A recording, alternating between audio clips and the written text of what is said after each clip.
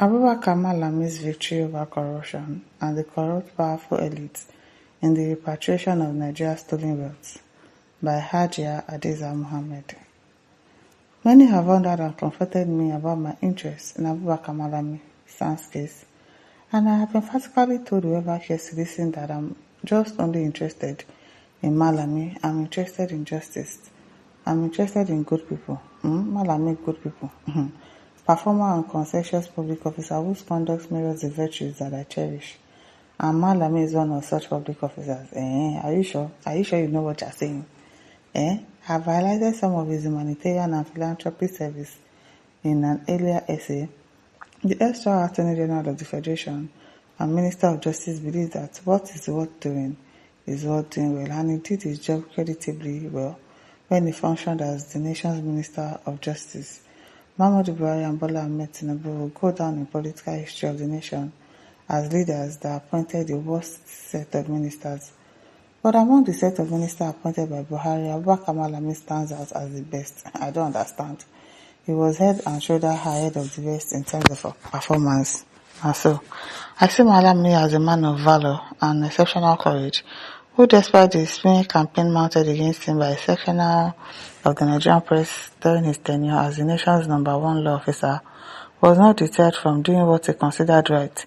Malami recorded remarkable achievements in different areas. Among other things, he spearheaded the recovery and repatriation of billions of public funds, especially those linked to late General Sani Abacha stashed away in foreign banks, and all those billions of public funds that he was able to repatriate and recover. Where is it?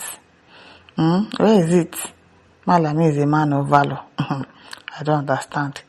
He set up the Presidential Committee on Prison Reform and Decongestion, which visited correctional centers to release hundreds of awaiting trial inmates nationwide.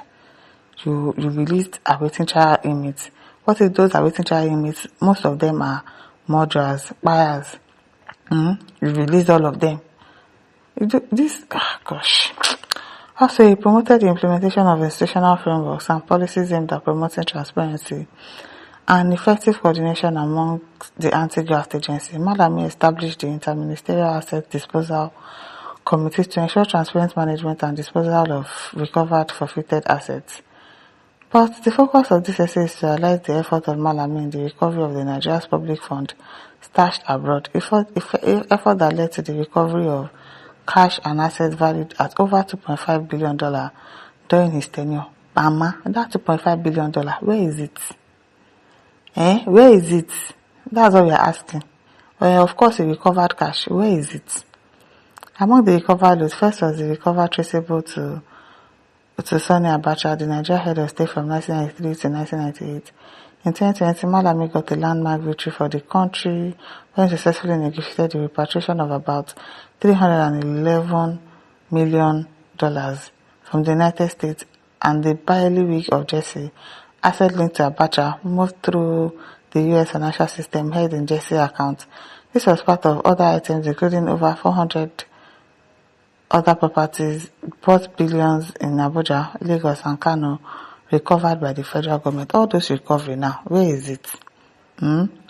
Secondly, Malami played a significant role in resolving trade disputes in favor of Nigeria. A good example is the dispute between Ajaokuta Steel Company of Nigeria and the Global Steel Holdings Limited.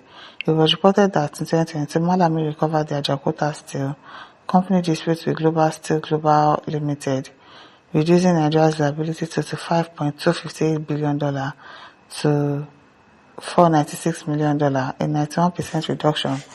This settlement, rooted in Arbitration and Conciliation Act, ended a protracted contract dispute that had enriched intermediaries while stalling a key industrial asset. By safeguarding Nigeria's resources, Malami unsettled those who had benefited from the stalemate, asserting this resolution demonstrates our commitment to protecting national resources and turning a potential drain into a national gain. Furthermore, defended Nigeria's against foreign damages claim at the International Center for Settlement of Investment Disputes by thwarting a $1.2 billion claim by foreign firms over an oil contract dispute. His legal team at the ICSID secured a favorable outcome in 2021, Thus, there is no doubt that the asset recovery effort of Abubakar Malami when he served under Buhari may have unsettled some powerful individuals and profiteers in the country involved in these illicit deals and may have ignited the campaign of calumny and fight against him. No, you are talking rubbish. All the recovered loot now, where are all the recovered loot that he recovered? Mama Ajia, what was your name? This was the case of corruption fighting back. And so, case of corruption fighting back. So Malami's battle did not start today. The battle started with the corrupt, highly influential elites that feel that they are untouchable under the previous regime. He was also untouchable when he was there. This woman, he managed to recover the looted billions of naira, dollars and assets. But he looted them because he could not account for it. Was he able to account for it? No. Paulo says you consider the recovered looted fund as achievement that cannot be accounted for. Thank you. That he, Malami, embezzled all for himself. Wasted right up, I'm telling you. Wasted right up.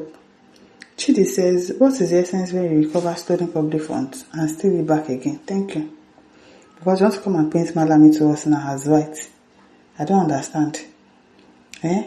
George Oglabi says, the points here are very clear. The question is, why did he smear his hands with the same oil that soiled others after others are condemned? I wonder. Habame says, hypocrite with corrupt linkage with Malami, writing empty and disgraceful narrative of lies. Obed Musa says, when you count his achievements, count also his corruption involvement. Exceptional people which you claim he is. One can be exceptional in everything, including corruption. He's very exceptional in corruption. I beg. Michael says, Hadiza Mohammed, you have just succeeded in exposing more methods of Malami's corruption in this your write-up. Secondly, you have also yourself to the public that you are one of the beneficiaries, of course, because if not, you will not be painting him like a good person like this. I'm advising you just remain quiet, or else you will expose Malami corruptions more and more. Remember, ICPC and the general public are taking note of all that you are saying about him. Lastly, Hadiza, what was the worth of your master before he became a minister? I beg, he recovered this, he recovered that, all that he recovered. Where is it? Ofoni says, I think you, Hadiza Mohammed, benefited from Malami greatly, obviously. I guess you understand what you are doing, but either forgot or chose to ignore the fact that others know your nobleman and his other side of this your story. Thank you for defending him, but remember others know you are trying as much as to defend what you are supposed not to defend. What do we say with this human job? We should pray that this sort of a writer should never succeed in getting into any nation's treasury. I'm telling you. And listen, don't forget to like, share, subscribe. Thank you for listening. See you some other time. Bye.